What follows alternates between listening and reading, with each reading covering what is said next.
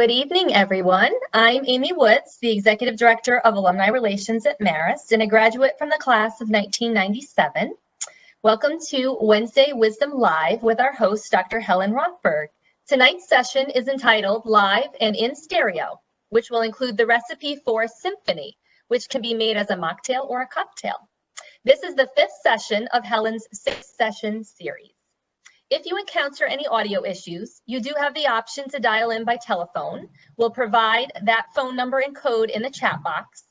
Due to the number of participants, we have muted all lines except for Helen's and our host lines. We are going to reserve the chat option for any technical questions you might have for the Marist staff who are listening in.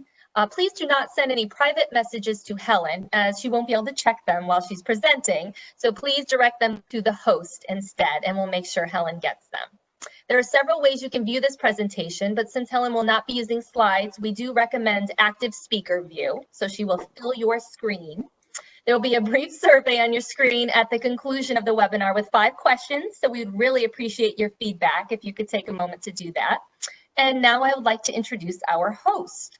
Dr. Helen Rothberg is a professor of strategy at Marist. In addition to her professorship at Marist, she is senior faculty at the Academy of Competitive Intelligence and is principal of HNR Associates. She has published extensively with Scott Erickson on topics including competitive intelligence, intellectual capital management, and knowledge management. Helen's latest book, The Perfect Mix, Everything I Know About Leadership I Learned as a Bartender, was published by Simon & Schuster in 2017 and is now in its 3rd printing. With Scott Erickson, she has also published Intelligence in Action, Strategically Managing Knowledge Assets by Palgrave Macmillan in 2012, and Knowledge to Intelligence, Building Advantage in the Next Economy by Elsevier in 2005. And I would like to note that she celebrated a very special birthday yesterday. Happy birthday, Helen. Thank you. The floor is yours. Thank you so much. Again, thank you to Amy Woods and Donna Feldman and all the people over in the alumni group for welcoming me and giving me this opportunity. And also for the Red Fox who might be listening, Mary, you know who you are. Happy birthday today. Hi Red Foxes, great to see you. This is our 5th episode out of 6 for Wednesday Wisdom Live. We do have a cocktail tonight. Blender is optional. So what have we been doing the last 5 weeks? We've been talking about how to lead yourself in uncertain times.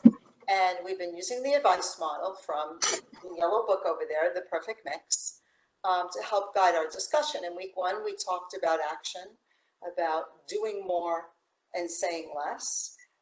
We talked about week 2, determination, how to have the grit and the fortitude to see your way through with civility and ingenuity. We talked about vision in week 3, which is what you might want to try and create next for yourself based on your needs and your wants and maybe even your dreams. Last week we talked about integrity, about telling the truth and not creating drama and being authentic and transparent in all that you do. And all of those elements, and I hope you've kind of been feeling this, all these factors from the advice model kind of blend together and work together, especially tonight when we speak about communication. I always note that communication is one of the most essential things for leading yourself, for leading others, for managing, for making your relationships work. And it's such a hard thing to do. And that's why it's live and in stereo. So what do I mean by that? Well, and that's, thank you, Russell Rothberg, my wonderful, charming, and very talented brother, who's actually been helping me with the taglines for this whole series. But communication is a production. And it's a production that requires multiple pieces to come together and work well. It's lighting, it's script, it's actors and actresses, it's setting, which gives you context, it's sound. It's not a monologue. It's not one person, unless they're doing a one-person show, getting up there and just telling you what they want to tell you. It's a bunch of different people coming together, trying to tell a story and create meaning and understanding. And it happens live. It's not as if you could just practice a communication with other people and then keep doing it till you get it right. When you're in that situation where you want to communicate, you're live, you're in stereo, you're not doing a monologue, and you have to try to get all of the pieces to fit together. That's how you create meaning, and that's how you create understanding. A successful communication is measured by how much understanding is created. Not just any understanding, but was the message that you intended received the way you intended it? And there's a lot that happens in the communication process. You know, there's two pieces. There's the person sending the communication and the person receiving the communication. And there's some things that they share that are the same and some things they share that kind of work a little differently. And all of it has to line up exactly right to create meaning, to create understanding, and to evoke the kind of response or actions that you're hoping the communication would help create in the first place. So all of this is compounded even more in that communication requires people. And we are who we are. We bring with us our personalities. We bring with us our past experiences. We bring with us our cultures. We bring with us our personal beliefs. And all of these things are going to influence not only how we might deliver a message, but how we might hear and interpret a message. So we are who we are. We bring all of that with us wherever we go. The other thing about communication is that you're going to share some kind of words or message, and it might require some kind of action. And the words and the actions have to match. We talked about that in integrity last week. You have to say what you mean and mean what you say and do what you say. And that's how we know communication is really going to work. All those things line up very well. And then here's the hard part. Silence is also a form of communication. Silence has different tones. And there's a silence that occurs when someone understands. There's a silence that occurs when someone's contemplating what you've just shared with them. There's a silence that occurs when they don't want any part of what you're talking about, but don't want to waste their breath to tell you that. And it's really important when you communicate with people to make sure you understand all of what's in front of you, not just what the person is saying, but also what they're not saying, right? That beautiful song from Simon and Garfunkel, The Sounds of Silence. There are different tones, and you need to really be tuned into all of that. The other biggest piece of it is communication also requires you reading the room. And one of the concerns I had doing this with you virtually was when I do presentations, and I do a lot of speaking to associations and at different companies and different college events and all kinds of things. And I read the room, I kind of know what I'm going to talk about. I know the points I want to make. I know the messages I want to leave people with.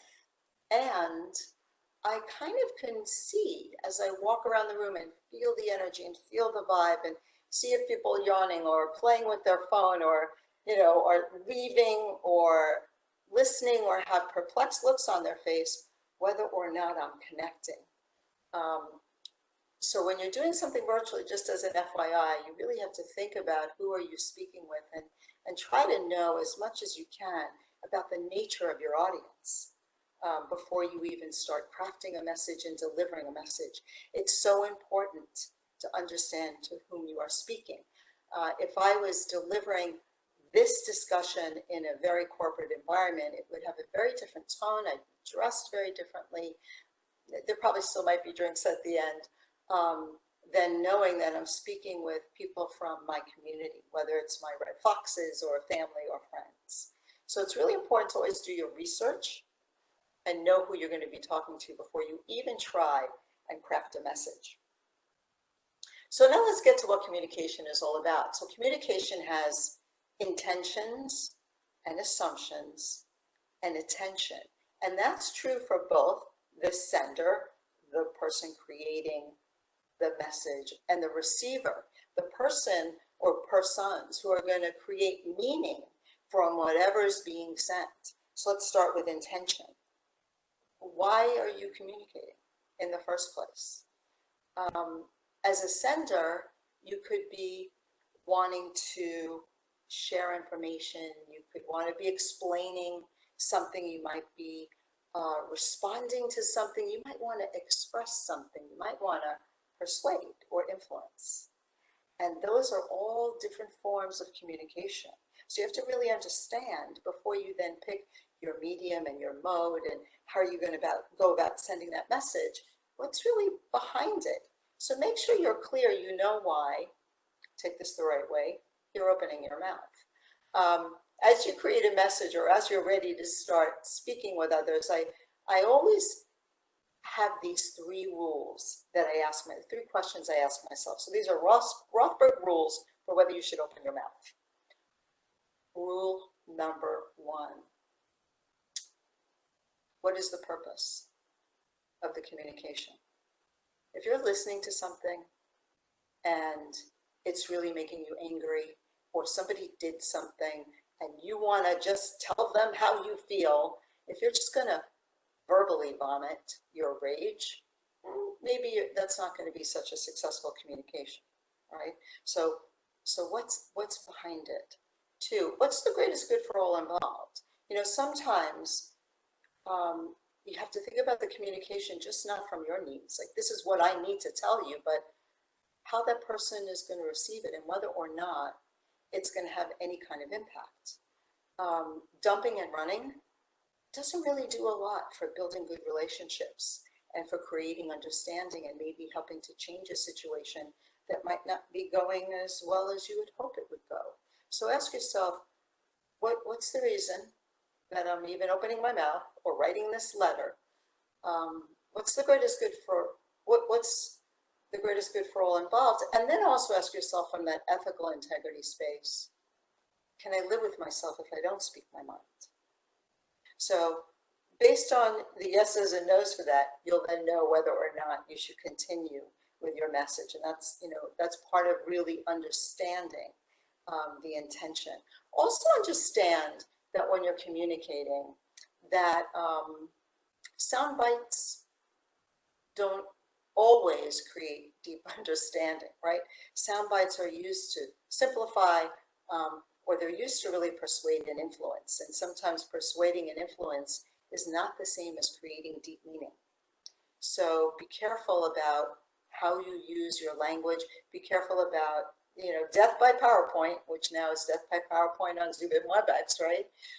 But don't play bingo in your PowerPoints, meaning don't put up a bunch of information that's so overwhelming that it's just a bunch of noise and then only bold the words you want people to read, right? It's like playing bingo. They won't read your whole slide because then it's becoming a soundbite. And are you really creating understanding?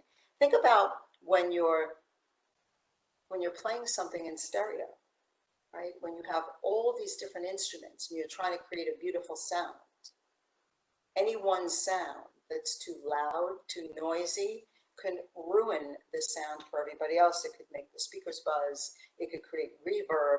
So be really mindful of how you're using your words and how you want people to understand what you're saying. Intention on the receiver side, the person you want to create meaning with, is a little different. It's about listening and learning and listening actively. So it's not about, and this is really hard to do, you know, the next book that I'm hoping to work on this summer is about how to make relationships at work really work. And this piece of communication is really important there because listening has to be active. You can't hear the first few words of what someone says and then spend the rest of your time trying to figure out how you're going to answer them before they're even done speaking to you. You could miss a lot. You probably will miss a lot, right? So listen and learn, contemplate. That's your role as the receiver when it's intention. You want to hear it. assumptions. What do you really believe about the other person? So if you're the sender, what do you believe about the person receiving your message? What do you believe about what they already know about what you're talking about? Whether they have similar feelings, similar experiences, similar cultures, and what do you really believe about yourself and how you're communicating and how you're sending that communication across? Assumptions are not, based on facts. And if any of you are old Odd Couple fans, Felix used to say, assumption means when you assume, you could be making an ass of you and me, right? So assumptions are tough, and you have to be really clear of what you're assuming about yourself and the other person and whether or not there's alignment there, which is, again, why I strongly urge you to learn something about the people you're communicating. And then attention. What does attention mean? It's not just for the receiver to be listening. It's for the sender to be very present with the message that they're really trying to send. And sometimes that could be very hard. When messages are being created, there are a lot of choices you're going to make, right? Because communication isn't just words. Communication takes in all your senses: sight, sound, smell, visual, context, where you are, the sixth sense, the vibe in the room.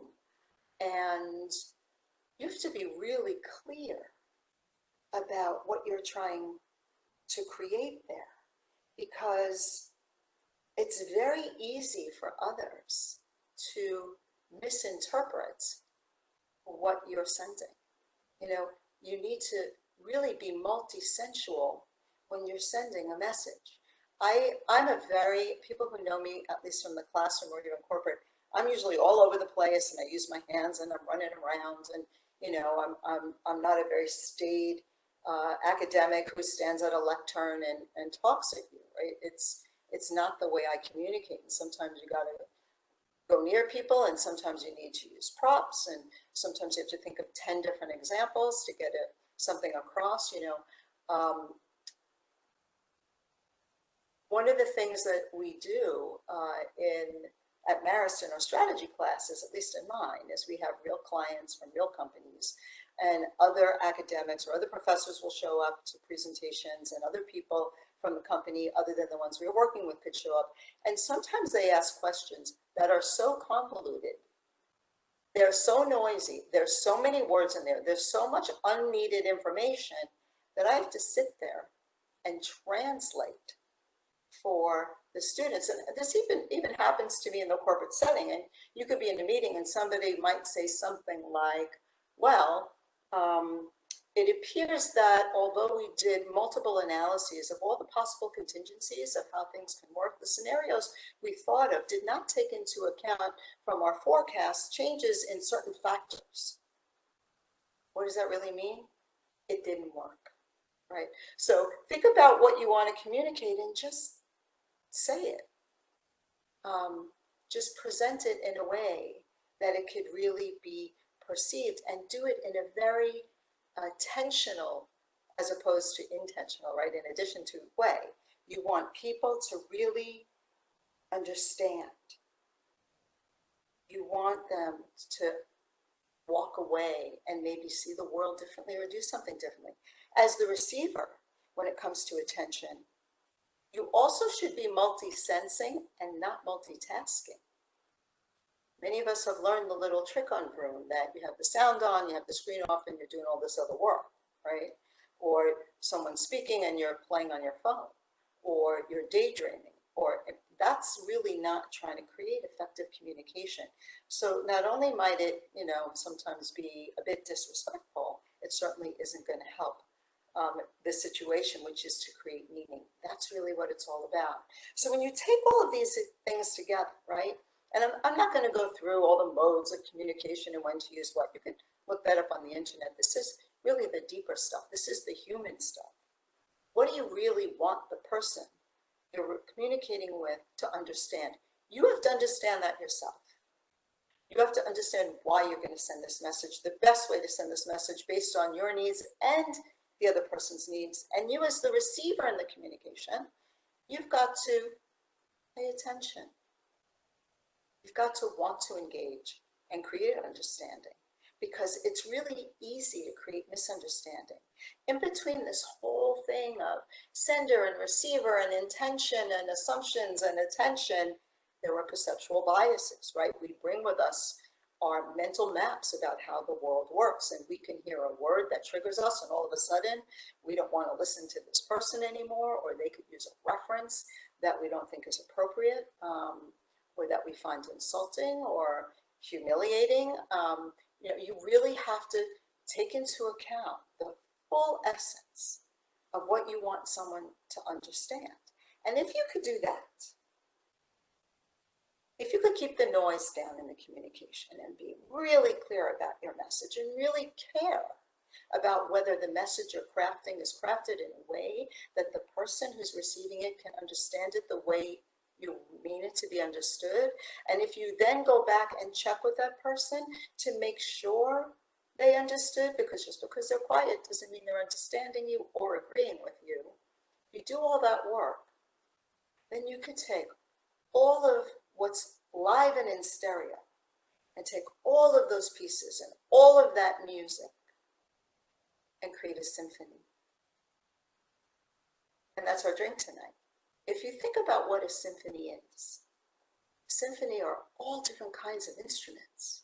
You can have strings, you can have woodwinds, you can have percussion, you could have different tempos and moods, and any one of these instruments played on its own can be beautiful.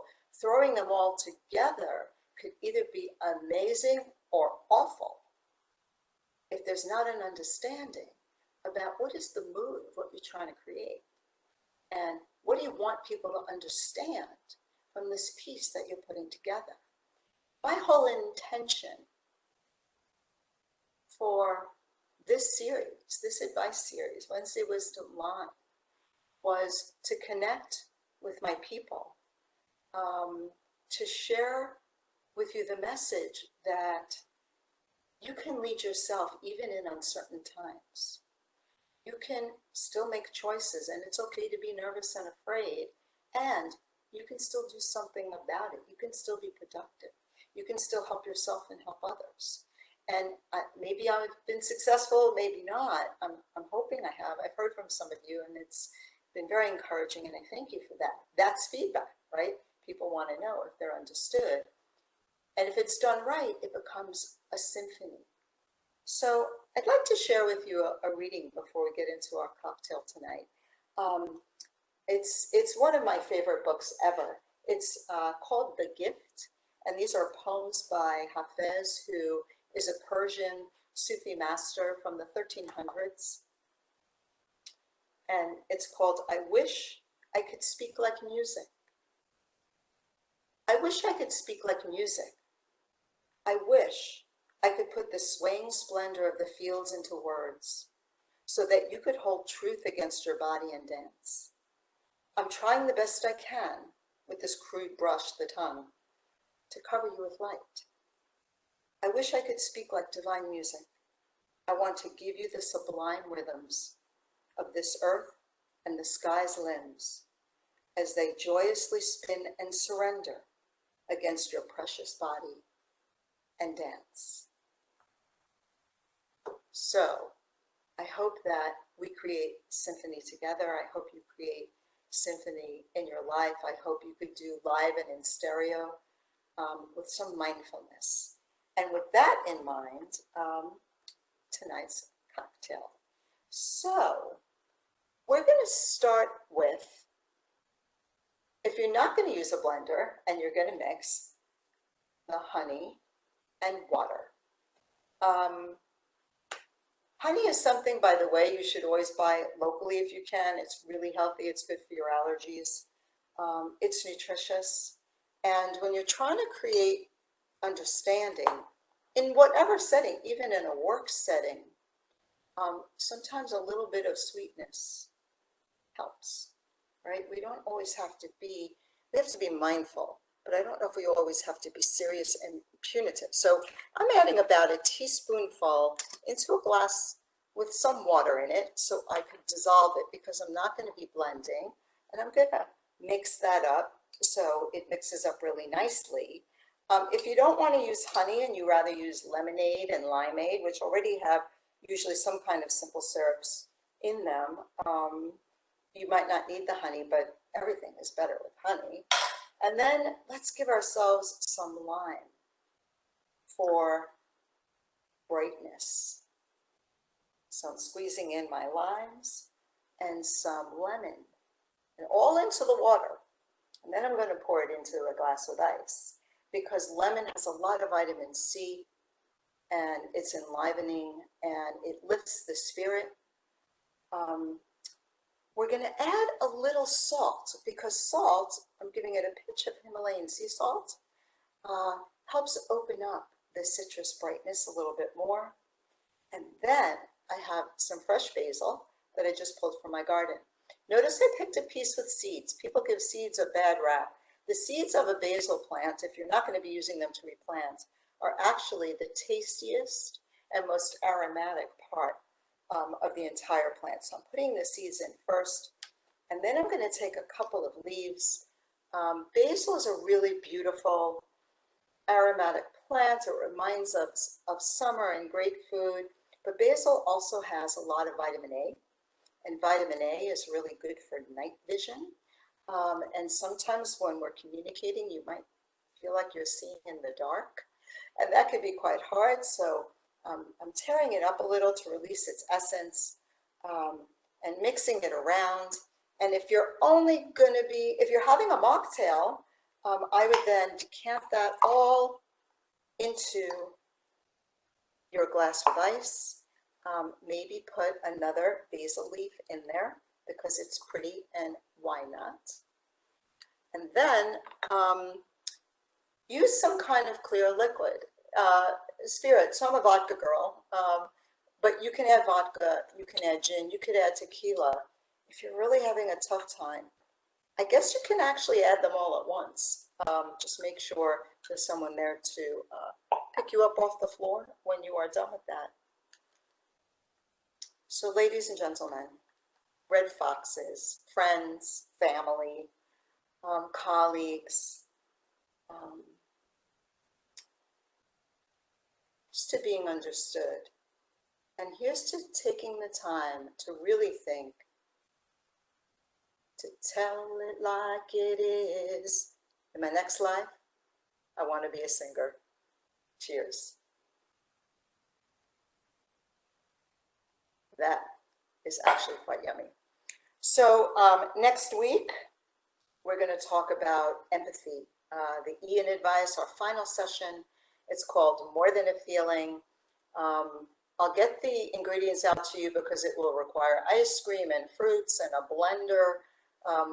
It's always nice to have a comfort drink at the end of some long journeying. And thank you for joining me this evening. And I will turn it back over to Amy and Donna and see if they have any concluding remarks or thoughts or questions. I'm not seeing any on my end come in. Donna, did you see anything else come in? I don't think so. I don't have any right now. All right. But you would like to ask one, please feel free. You can type your question in the Q&A. Well, I think, Donna, you had filtered one to me earlier today about what really is the core drink for Wednesday Wisdom Live. So I'm going to give you my bartender secret. Every cocktail I make, I always add water. Not so I could be watering it down, but so I could blend all the flavors. Because for something to really work, it should have a nice, beautiful blended flavor as opposed to a, oh my goodness. So the truth with Wednesday Wisdom Live, the true drink for this is really water, because you could turn it into whatever you want. You could drink it straight, you could flavor it, it could be hot, it could be cold, and it's always going to release the essence of whatever you share it with. I really thought you were going to say vodka. Well, and then because And my brother would have been disappointed with that answer, I think, but because we're a Rothberg, we do add vodka to everything, including champagne and white wine. But that's a whole nother day of bartending experience. All right. Well, thank you, Helen. Thank you, everyone, for joining us. We will wrap it up now. And we'd like to thank everyone for spending time with us this evening and for Helen sharing her expertise. A full recording of this presentation will be available within the next couple of days on our Marist Alumni YouTube channel, which we link from the Marist Alumni website. And all of Helen's past sessions are available there as well. Helen will host the final session of our 6-session series next Wednesday, July 8th, and registration should be available already on the alumni website. So thank you again, everyone, and have a wonderful evening.